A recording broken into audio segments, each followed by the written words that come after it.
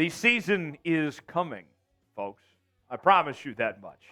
And on this edition of Seahawks Today, we're answering your questions ahead of the 2023 Seahawks season with our season preview mailbag. This comes from our live show that we do on Wednesdays where you guys submit questions to us using the hashtag Seahawks or Super Chatting. And so without further ado, let's go ahead and get started and see what the 12s are wanting to know heading into 2023.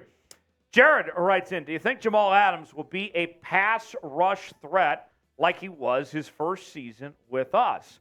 I think it's going to be interesting with Jamal Adams. I think you will see him as a pass rush threat of sorts for this Seahawks team in 2023. Here's what I mean.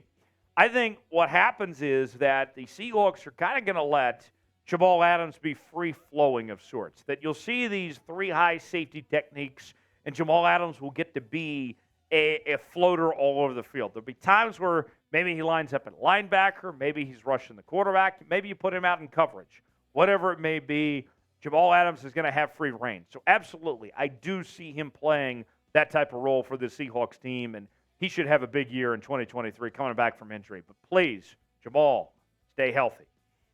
Cam writes in, best fantasy player on the team. You got to go running back, right? The answer is Kenneth Walker. And I saw some of the projections from the folks at ESPN and their fantasy draft department with Phil Yates and company. And Kenneth Walker, I don't even think was in the top 10 of their running backs for 2023. I think they're ridiculous because here's the thing. I know people are talking about, well, how do you split time between him and Zach Charbonnet, and how does that affect fantasy and all that? Well, Kenneth Walker's still going to be their first option. And the Seahawks, no matter what, are going to be a run-first team. So if you're trying to score fantasy points, Kenneth Walker needs to be the guy to get the job done for you, to get the most out of your fantasy team. I'd be drafting Kenneth Walker. I wouldn't sleep on him as far as I'm concerned. So with that, Jaime says, I always draft a Seahawk in my fantasy team. Who should I draft this year? All right. So I already gave you Kenneth Walker, so I'm not going to repeat the same guy twice.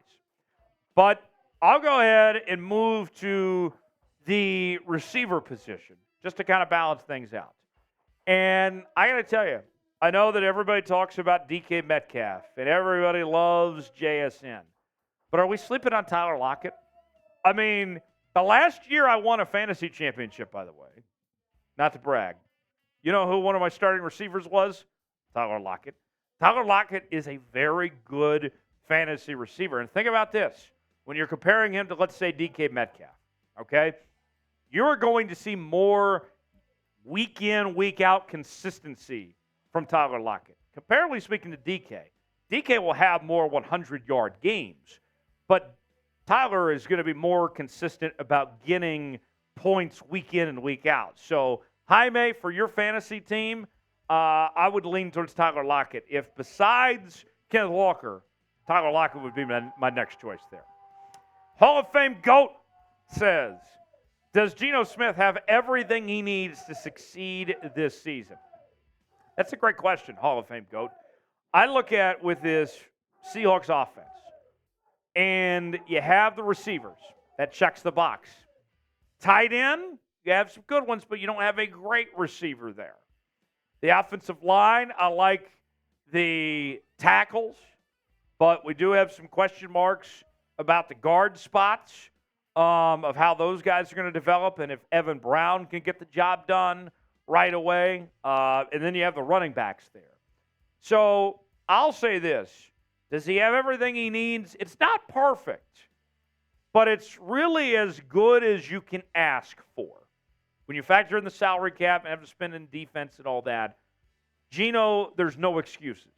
I've said this before and I'll say it again. It's a no-excuse season for Geno Smith. If Geno struggles this year, no one's to blame but Geno. No excuse season. I believe Geno's going to have a great year. Do you think Geno's going to have a great year? Type HY for hell yes if you think he will. If not, type HN for hell no. What do you think? Weigh in. Tell me in the comment section. HY for hell yes. HN for hell no. Will Geno have a great year or not? Let me know what you think. Folks, you may be wondering, This mailbag's great. I would love to ask Tyler a question sometime. Well, you're in luck because here's how you do it. If you subscribe to the channel, then you can join us for our live shows and have your questions answered right here on Seahawks Today. Use the hashtag Seahawks or Super Chat, and you too can get your questions answered right here on Seahawks Today. So go ahead and subscribe now. Don't ever miss one of our live Q&A mailbags because they're a ton of fun. We have a great time interacting with the 12s here on the channel. Subscribe now and make sure you join us next time for our next live mailbag here on Seahawks Today. James writes in, who gets the most interceptions this season with the Hawk-pocalypse? James, the Hawk-pocalypse in full force. I get fired up every time I see James bring up the Hawk-pocalypse. I know Smitty feels the same way too. Most interceptions. I have no reason why I shouldn't think it's Riq Woolen again. And by the way, he's Riq now. I know I had somebody in the comment section the other day say, his name's not Riq. His name is Tariq. Well, listen, bud. Things changed. He's going by Riq now, so we're going to call him Riq around here. If that's what he wants to go by, then we will. If he wants to go by Tanner, we'll call him Tanner. I don't care. He's Riq now. Riq last year, 6 interceptions. Tied for the league lead last year. Now, 6 might be a lot to try to replicate once again.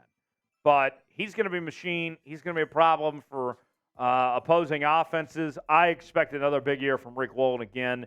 Maybe 4 or 5, 6 seems like a lot, but I'm watching out for Riq. I think he's the guy that'll have the most this year.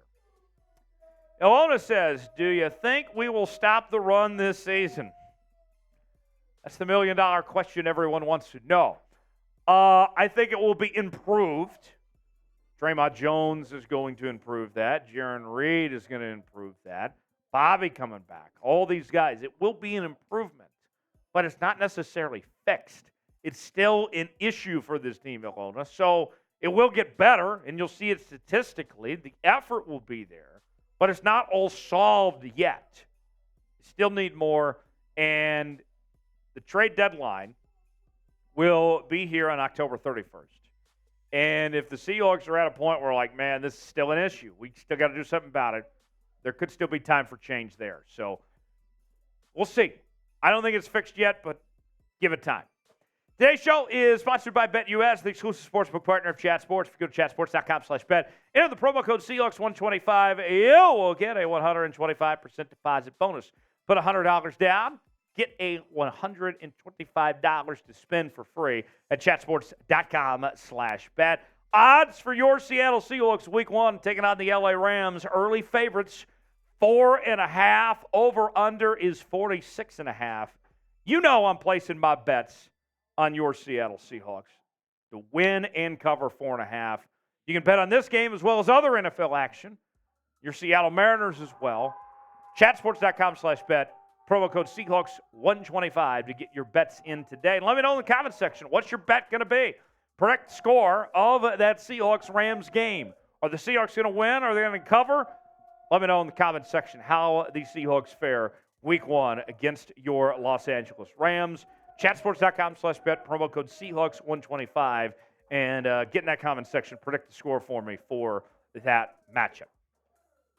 Next question. Do you think the Seahawks will use 16 practice squad spots? Of course. I don't see any reason why the Seahawks would not use all 16 spots. They're there for a reason. I mean, why wouldn't they? And, you know, at the time of this recording on Wednesday, our live show, they were at 15. And by the time you may be watching this, they might already have that 16th pulled up. But whether it's somebody on the outside or somebody else from camp, whatever it may be, yeah, they'll have 16. I'm not worried about that. King writes in, how soon will a trade be possible in the cornerback position with Blu Kelly coming in? Is he better than Trey or Jackson, and can they be traded?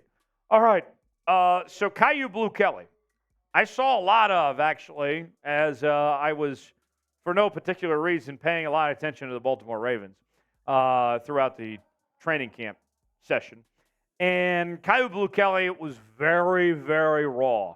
I think he's got a lot of talent and a lot of potential. This is not your ball hawk type corner, but he is a guy that can certainly be a shutdown type corner. Maybe he's not getting 5 interceptions, but he's going to be a no-fly zone type, essentially, is what he's going to be. And he's still got a ways to go, a lot of work to do. No, he is right at the moment anyway, and it could change, but at the moment, he's the worst corner the Seahawks have. Obviously, give him time. Young guy, still got a lot to prove. But I would not be making moves all of a sudden because you got Kyu Blu Kelly. He is a project player. He's not better than Trey. He's not better than Mike Jackson. He is better than Artie Burns, who you bump to the practice squad. But as far as that goes, no, I don't see that happening, a trade. I think they're going to roll with what they have. That cornerback room is what it is. Legion of Boom forever, right? Should we expect Jordyn Brooks and Jamal Adams to play well right away? I'll say this.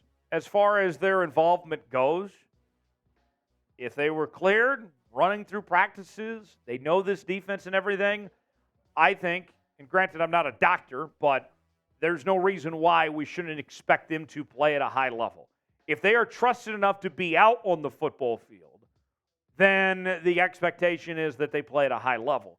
You don't throw those guys out there if you don't think that they're ready to play well.